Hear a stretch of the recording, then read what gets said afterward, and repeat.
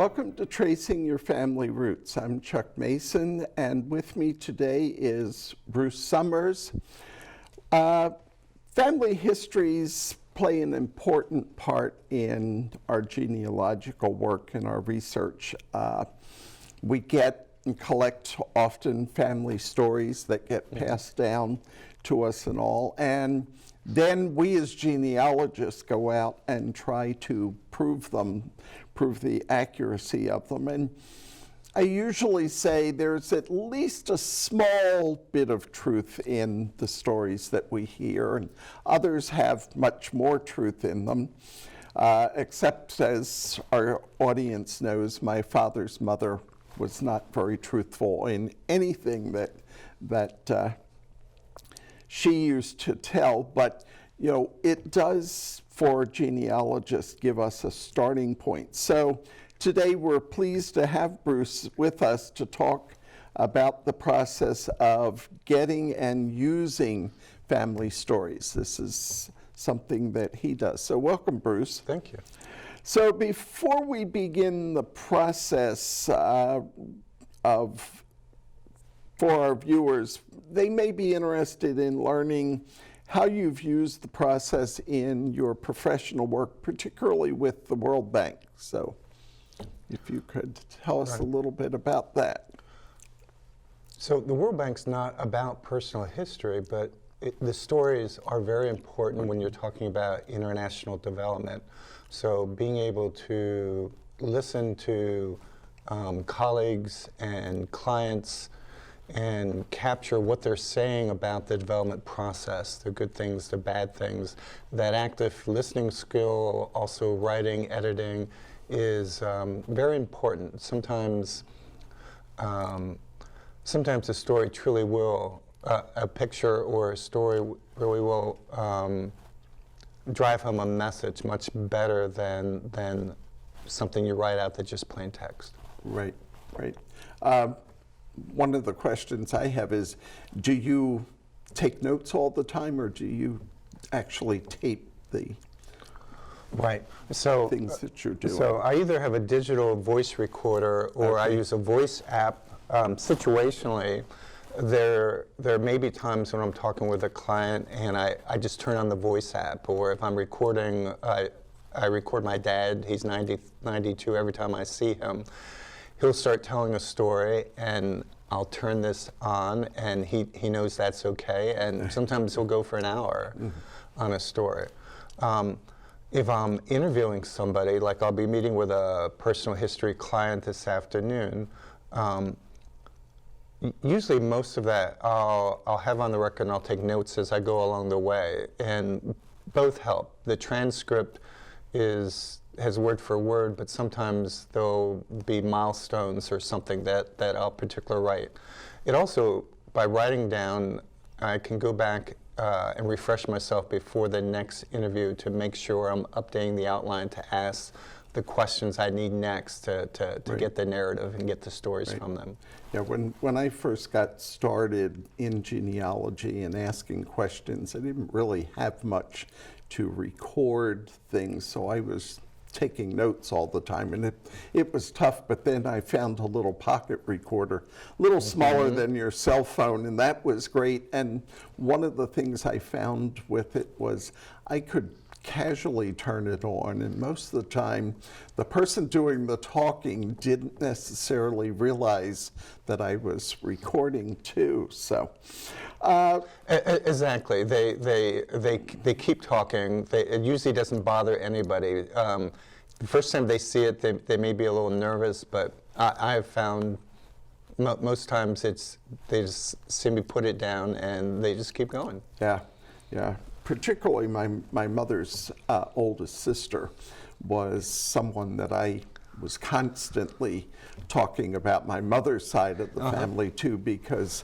she was the oldest of course, my grandparents' children, but also the oldest of my great-grandparents' grandchildren. And so she knew a lot over the years. And one good thing was most of the time when she'd tell me things, they were fairly accurate. So you have a company called Summe's Tales, and you provide services as a personal historian.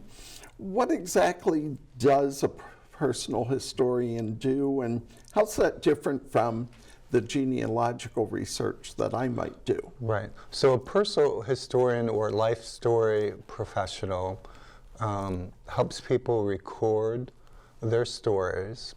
So sometimes that's recording with video. I don't work as much with video, and often it's audio tapes.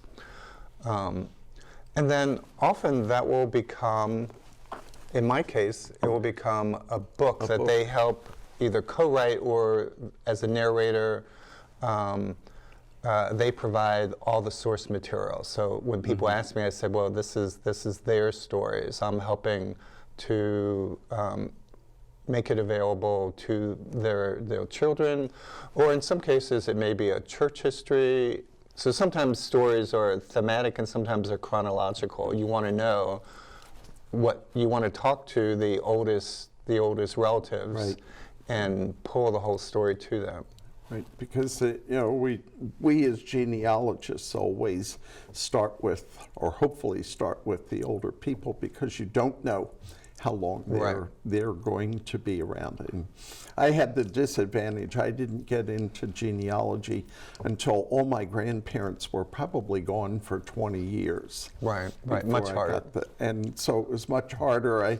I had, my mother is the younger of her siblings, and so is my father, but there was a bigger age span in my mother's side of the family, and so I had, the older, and of course then you have the people that will tell you about the same event and totally disagree about what happens. I think you probably have a lot of that too. And sometimes that's the beauty. So when I worked with my first clients, so he was 102, but he had married a much younger woman. She was 94 or 5 when I started interviewing her. And certainly when someone's 102, it's time to capture their stories. Yeah.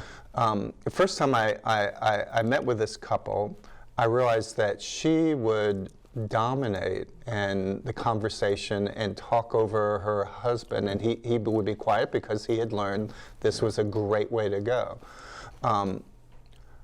So when you have couples, you have to decide, are you interviewing them together or separate? So I did 4 interviews with each individually, but then there was the conflicting stories or versions of the stories or a version of that. And so then I got them together, but I said, well, Lloyd's going to go first, and told his wife, you can't interrupt him, and then you'll have your chance. And she was sitting on her hands during the whole thing. And then when we got to her, Lloyd made the mistake of just trying to put a nice word in. He's a very friendly man, and she said, It's now, my Lloyd, turn now. now, Lloyd, it's my turn now. I sat through. And it was beautiful, and again, it's a great way to get 2 sides of the story when you still have the couple or 2 people. Yeah. With my grandparents, a similar situation. For years, my grandfather would just let my grandmother, go on, and of course, growing up, I heard her tell about events that I was at, and it's like, that didn't happen. That didn't. But later in life, he got to the point where she'd start telling a story and he'd start correcting her, and then she'd say, well, you tell the story. But why she was the way she was, I have no clue. And they were married 59 and a half years. So obviously he spent a lot of time where he didn't say a whole lot when she was there.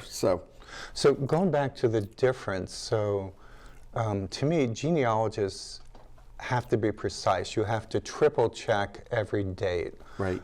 With a personal story, we're going to use the personal story as is. There may be differences of opinion, but it's their story, and everybody has their stories. So it's very democratic. You can really go to anyone and pull their story. One of the key things also is, though you may have pictures with genealogy, it's mainly the dates. So for me, For me, this is my grandfather's photo album. So there are pictures that I want to ask my dad about, that he can identify some of the individuals. But I can also match this up and imagine what my grandfather's stories are. So when someone is gone, sometimes an album will be the key to unlocking mysteries in the story. And of course, I see one thing that I would love to have on pictures I have is there's things identifying information about them. And unfortunately, most of the time, people don't put too much information on the back of pictures, particularly. I ended up, when my parents passed away and I cleaned out the house, I ended up with about 12 banker's boxes of pictures. And some of them, I don't have a clue.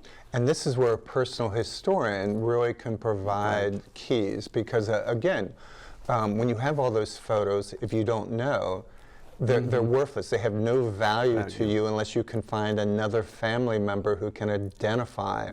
And so personal historians can provide captions or discover where are the books that maybe you haven't looked in their drawer or the basement and looked at those.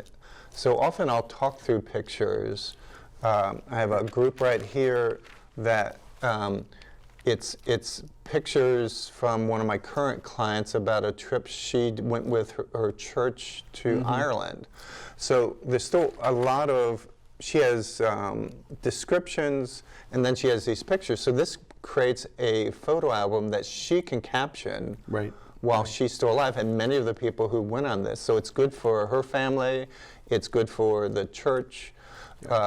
So pictures can make the stories come alive, and then the stories can make the pictures valuable. So you actually know what you want to keep, that this is, and I use lots of pictures. A typical book, I might have 100 or more pictures in it. Yeah, one of the things that I found, I was fortunate that my mother had, in addition to her sister, had a cousin who of course knew my great-grandparents and all. But sometimes you really have to be aware, because I sent him a couple of pictures of a woman who I thought was my grandfather's oldest sister. And, you know, yes, he did take and by the time I found him, my mother's sister was deceased, but he did reassure me that, yes, that was my grandfather's sister. But then he added a comment, and that was his grandparents' house that they built down in Summers Point, New Jersey. And I knew he was dead wrong, because it was my grandparents' house. It was a 2-story house, and you could see in the picture that she's standing in the driveway of the house, and you could see the house. And my great-grandparents' house, unless it's been added on to in the last 15 years since I ventured, was a 1-story bungalow. And so you have to be careful of information and not always take it as gospel. You know. And this is also where it's good to use techniques for family reunions. So I've used something called show and tell with a family reunion. And there I asked everybody to bring a photo or an object, but a story also. And then we would have 70 of us around in a circle, and I have one cousin take photos, I'd be recording, we'd do one person at a time, and you'd see these 4 different generations telling family stories, and they would all embellish upon the other, but you also individually could cross-check things, because all 3 of the sisters' albums, and these are people who have all been dead for, 40 years. You could see the albums and cross-check, and so you could picture, well, that's Aunt Catherine. I could spot her.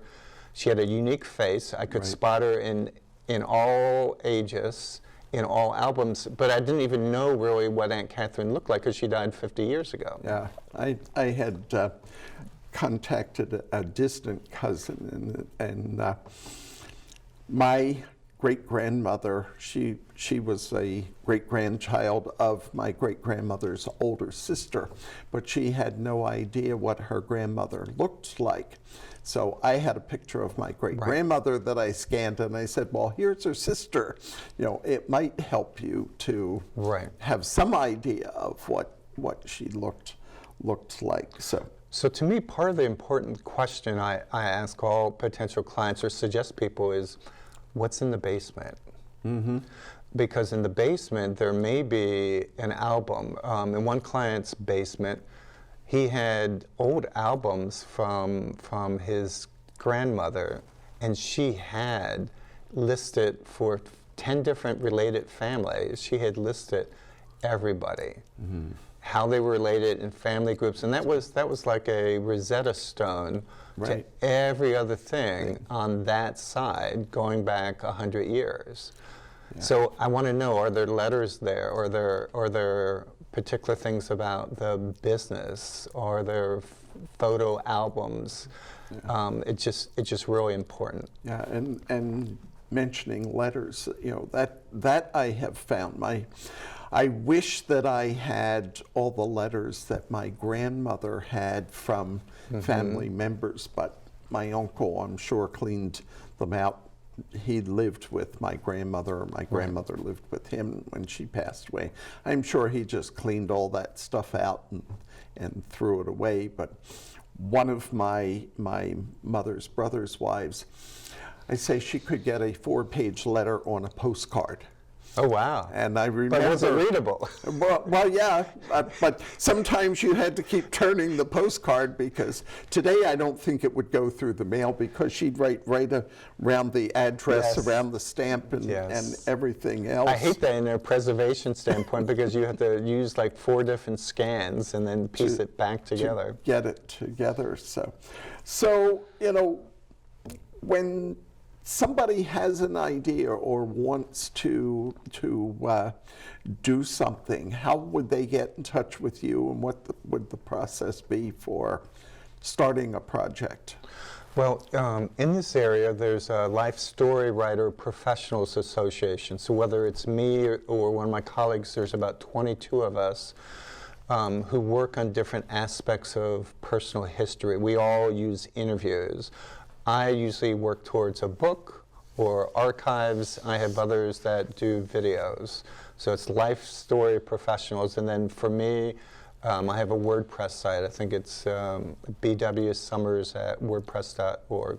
And I think I think Sydney's going to put that up for Right. So normally, and they could talk to me, and either I, or if I don't have bandwidth to do that particular client, I can refer them to others in this area. And there's also other regional chapters of personal historians or life story writers around the country. And so we often will share, if I have somebody who has a parent in Seattle and they need a referral, we work that. Right. So, and then what would the process be once you've decided to take on somebody's project? Yeah, so usually I'll do I give them initial sort of screening tool where they can provide names and things they think they want to discuss. So that's helpful. That's a demographic sheet. It also helps me do my own family tree charts for them after I get started. But normally I'll tell them, let's meet 2 or 3 times. We'll do voice recordings, but this will help us figure out who your target audience is. In other words, if you're doing stories, is it for family, friends and family, or is it something you're going to publish as a book? And then usually by the 3rd interview, we sort of know what the scope is, and then we resolve.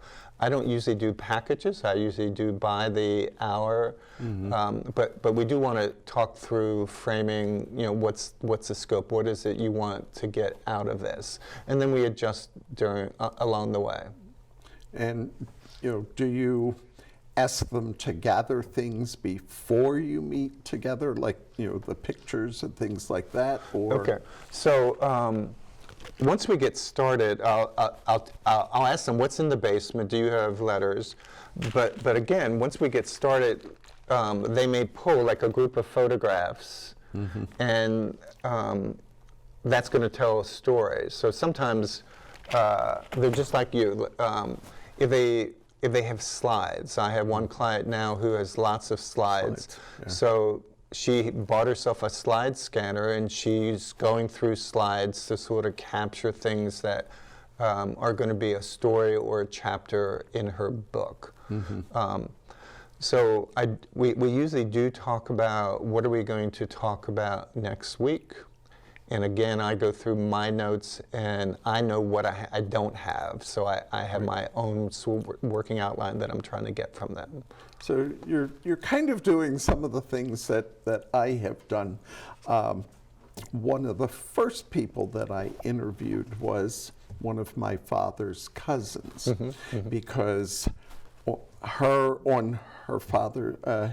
his father's side, because her mother was my grandfather's oldest sister. She was the oldest sibling out of them. And so I had some pictures and all that I had ended up getting from my parents. And so I took those along. I didn't really say anything, about bringing those or really what I really wanted to talk to her about. I kind of said, I just want to ask some questions that, you as your mother being the oldest child in the family, you may have heard stories and things. And so I showed up with my little pocket recorder and my notes, and I left the other stuff out in the car. Well, one of the things that she had done was pulled some pictures out and had them sitting there, and I had out in the car, I have a small flatbed scanner, and I had my computer, so I brought those in and scanned all the pictures that she had. And Very smart. There were a few of them that I had that she didn't have, and so I said, okay, I have them scanned. I'll print out copies when I get home and mail them to you. And she was able to fill in with some of the information. There was one of my great-grandparents, my grandfather's parents, and his sister, and she was holding a child. And I asked her, I said, do you know which one of your brothers, because she was the youngest of the four, she had 3 older brothers, do you know which one of the 4 or 3 brothers? And she said, no. She said, it's either one or the other, the oldest 2, but she didn't know for which one. Unfortunately, there was nothing on the picture, but I knew from some other pictures who they were other than the child. So doing that, I just kind of brought the stuff, had it in the car. I thought if we get to it, and of course she was thinking along the same lines I was. He may be interested in these pictures. And then I contacted one of my mother's other cousins. There had been a family rift between my grandfather and his oldest brother, and the family hadn't talked for years. And so I finally decided, okay, if I'm ever going to make a connection with that side of the family. And so I wrote to him, and he contacted me, and we met. And again, the first time we just kind of went and had lunch and talked, but the second time I brought stuff with me, and he brought stuff out, and so I made the connection, even though I never got my mother and her cousin together. So we're getting close to the end of our time here. So is there anything else that you want to highlight or tell us about? It's important to start recording family stories. As I said, it's as simple as taking a video, taking a camera and turn on the voice message. If you don't have voice recording, it's in the App Store. It's important to start. So often, we as personal historians hear the story about somebody who didn't talk to their parents. It's so important to start. And to keep going. For me, I have probably 100 hours or more of tape of my dad, and before my mom died 5 years ago, I probably have 75 hours of tape on her. It's really important. And though you've heard the story before, it's important to record it again because there's little details. And I found that I thought I had a great story about Sing Sing prison and basketball practice that I thought my grandmother had done when she was on the state championship team in New York. And then my mom said, no, that was me in college. And so that story totally changed. It was my mom's story. So personal historians are active listeners, and that's really important. You know, the getting somebody to tell the whole story. We often won't tell a whole story to our family because they've heard part of it. So getting the whole story, and people love this. And what I really like is that sometimes they'll say, you know, Bruce, I haven't thought about that for 80 years. Yes. Yeah, I had one bad experience with one of my mother's cousins.